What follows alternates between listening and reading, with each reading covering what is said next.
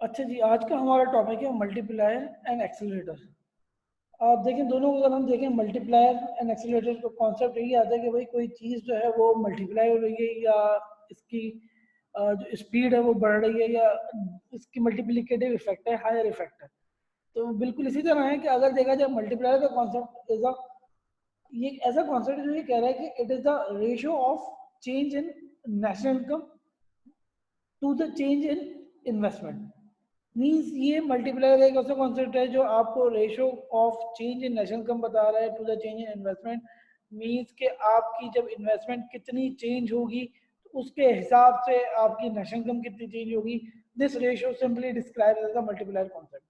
अब अगर इसको न्यूमेरिकली देखा जाए तो इसी डेफिनेशन से इसका फॉर्मूला डिराइव हो जाएगा। मल्टीप्लायर को रिप्रेजेंट करते हैं के से। अब ये के से क्यों रिप्रेजेंट करते हैं? बिकॉज यहाँ पे कीन्स ने इस कॉन्सेप्ट पे काम किया था, इसलिए उसने अपने नाम पे ये रख दिया सिंपल के, दैट इज मल्टीप्लायर। अब यहाँ पे देखिए, यहाँ पे जो कह रहा है कि it is the ratio of change in national income. National income को हम वाई से डिनोट करते थे और चेंज मीन्स डेल्टा। तो हम ये यूँ कर सकते हैं कि K is equals to change in national income, that is delta Y, to a change in investment, change in investment delta I। तो मल्टीप्लायर का एक सिंपल फॉर्मूला बन गया, that is k is equals to delta Y upon delta I. अब इसके दूसरे भी concept हैं जिसको समझने के लिए हमें थोड़ा सा, जो हमने पहले डिस्कस किए थे कॉन्सेप्ट, दैट इज कंजम्पशन के और कीन साइकोलॉजिकल लॉ ऑफ कंजम्पशन के, उसको समझेंगे ताकि उसकी फिर हमें दूसरी फॉर्मूले, दूसरी इक्वेशंस ड्राइव हो सके। Keynes psychological law of consumption में हमने ये एक चीज पढ़ी थी कि हमने ये पढ़ा था कि एमपीसी जो है वो ग्रेटर देन 0 होगा बट लेस देन 1 होगा। एक बात तो ये हमने पढ़ी थी। इट मींस कि एमपीसी की मैक्सिमम वैल्यू जो हो सकती है वो 1 होगी, उससे ज्यादा नहीं होगी। अब इसके साथ साथ अगर हम दूसरा कॉन्सेप्ट देखें एमपीएस का, तो मतलब जितना एमपीसी था, जो रिमेनिंग था, जो बच गया, वो हमारा एमपीएस होगा। क्योंकि जितना हमने कंज्यूम किया था, अगर 80% कंज्यूम किया है, लेट्स सपोज 0.8 इज एमपीसी, तो 0.2 इज एमपीएस। और दोनों मिला के, दोनों का sum total must be equals to 1। तो अगर हम मैथमेटिकली इसको लिखना चाहें तो कुछ इस तरह बन सकता है ये कि हम ये कह सकते हैं कि MPC plus MPS is equals to 1। और अगर मैं इस तरह कहूँ कि मुझे एमपीएस मालूम है और एमपीसी कैलकुलेट करना है, लेट सपोज मुझे एमपीएस दिया हुआ है 0.7, तो we can easily calculate MPC, that is MPC is equals to 1 minus MPS. तो इनको इक्वेशंस को हम किसी भी तरह वैल्यूज को पुट करके जो भी अननोन वैल्यू होगी वो हम ड्राइव कर सकते हैं, वैल्यू मालूम कर सकते हैं। सिमिलरली अगर हमें याद हो आपको, हमने फॉर्मूला पढ़ा था एमपीएस का। एमपीएस का फॉर्मूला था delta S over delta Y. अब अगर मैं इसको थोड़ा सा इन्वर्स करूं, एमपीएस को मैं इन्वर्स कर दूं, तो ये बन जाएगा 1 over MPS. Left hand side तो ये हो गई, राइट हैंड साइड भी चेंज हो जाएगी, ये उल्टी हो जाएगी, that is delta Y upon delta S हो जाएगा। We can also write it like this. अब जरा कंपेयर करें, पहले भी हम डिस्कस कर चुके हैं कि ये जो सेविंग्स हैं दे आर अल्टीमेटली इन्वेस्टेड।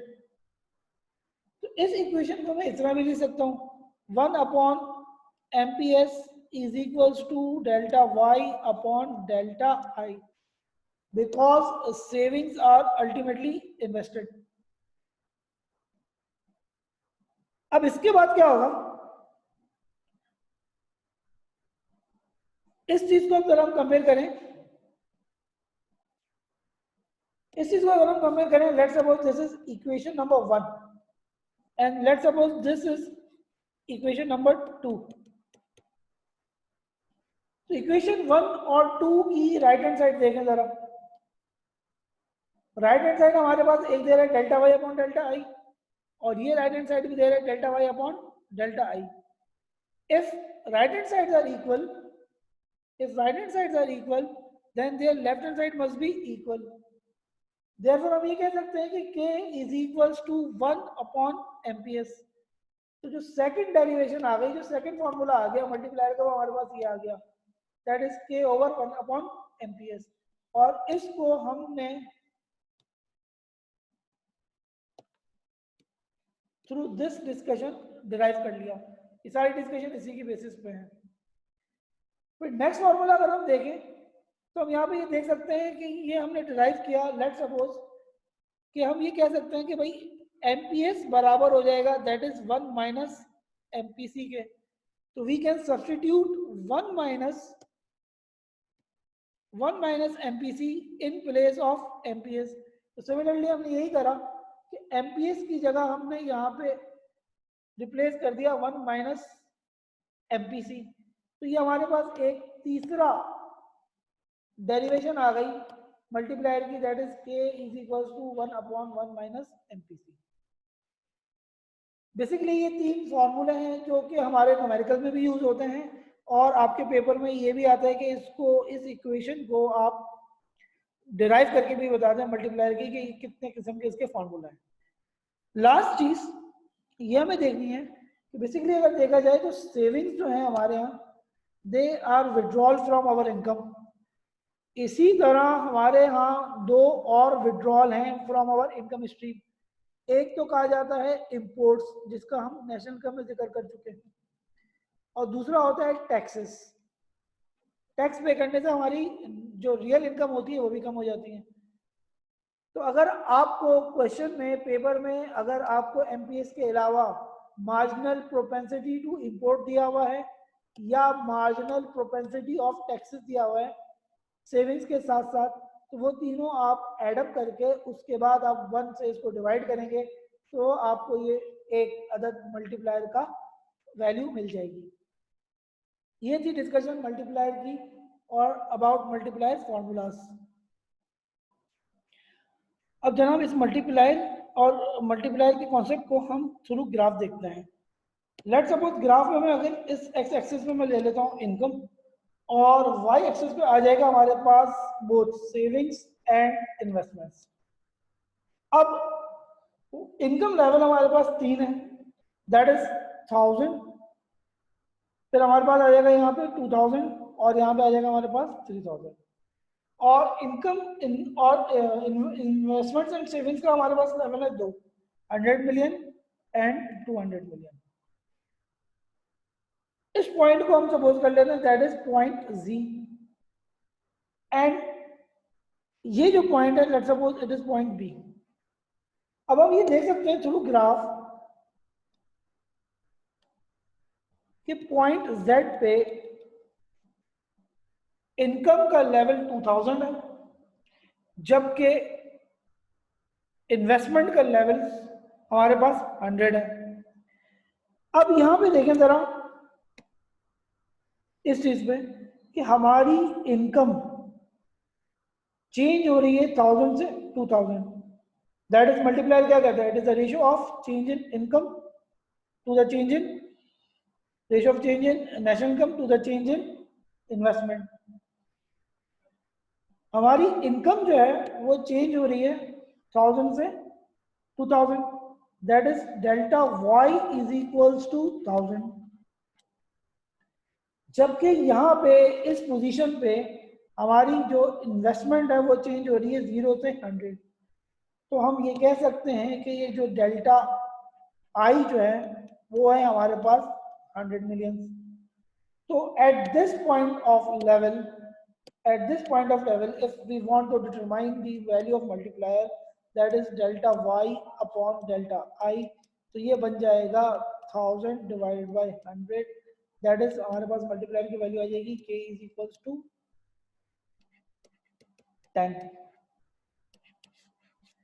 अब ये मसला ये है कि ये मल्टीप्लायर ये शो क्या कर रहा है, ये मल्टीप्लायर की वैल्यू ये शो कर रही है कि for every increase or change in your national income, your investment will be changed 10 times. कैसे, इसको जरा हम न्यूमेरिकली देखते हैं. लेट्स सपोज अब हमारे पास अब हमारे पास इनकम जो है वो हो गई चेंज 2000 से 3000। तो चेंज इन इनकम का, चेंज इन इनकम हमारे पास आ गया 1000। अब हमें ये देखना है जो चेंज इन इनकम 1000 का आया, ये बेसिकली आया कैसे? ये आया through the change in investment, और इन्वेस्टमेंट ने अपने आप को मल्टीप्लाइंग इफेक्ट डाला है, इस वजह से इसका चेंज आया 1000 का।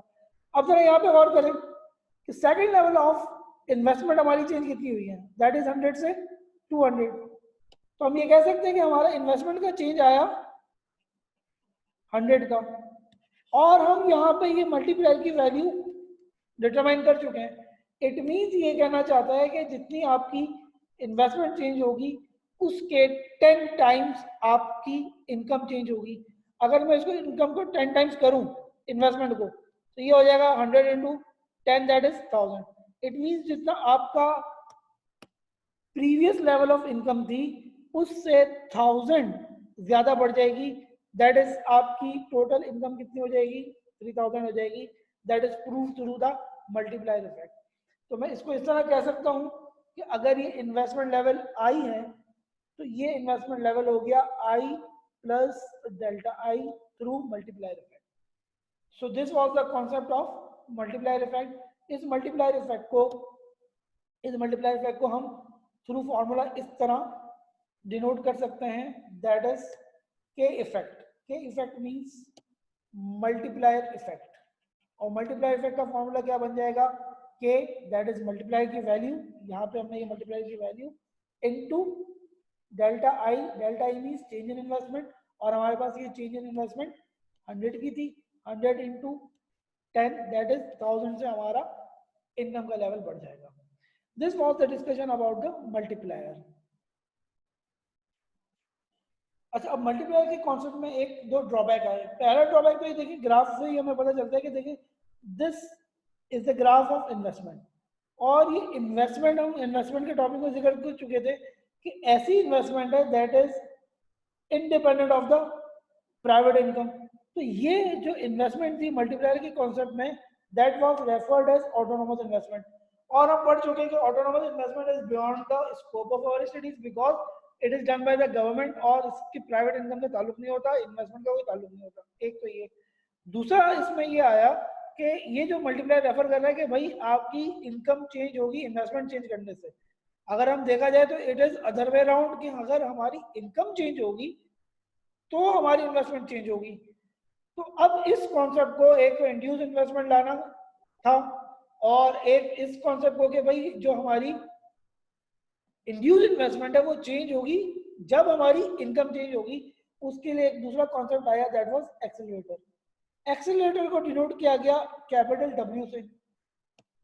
एक्सेलरेटर क्या कहता है? एक्सेलरेटर पहली बात तो ये करता है कि it is dealing about induce investment, और वो ये कहता है कि ये वही रेशियो है that is deals with the change in induce investment to a change in national income. तो इसका फॉर्मूला भी सिंपल बन जाएगा कि induce investment means delta I, लेकिन यहाँ पे इंड्यूस इन्वेस्टमेंट को डिनोट किया गया डेल्टा के से, और चेंज इन नेशनल इनकम को उसी से रिप्रेजेंट किया गया दैट इज डेल्टा वाई से। तो एक्सेलरेटर क्या बन गया, W is equals to delta K upon delta Y. It was the simple concept based on the number one induced investment, जो कि रियल एक इनकम होती है, उस पर डिपेंड कर रही होती है प्राइवेट लोगों की। और सेकेंडली इसने ये कहा कि भाई अगर आपकी इनकम चेंज होगी तो आपकी इंड्यूस इन्वेस्टमेंट चेंज होगी, ना कि अदर वे अराउंड, जैसा कि इसने मल्टीप्लायर का कहा था। So it was the discussion about accelerator and multiplier.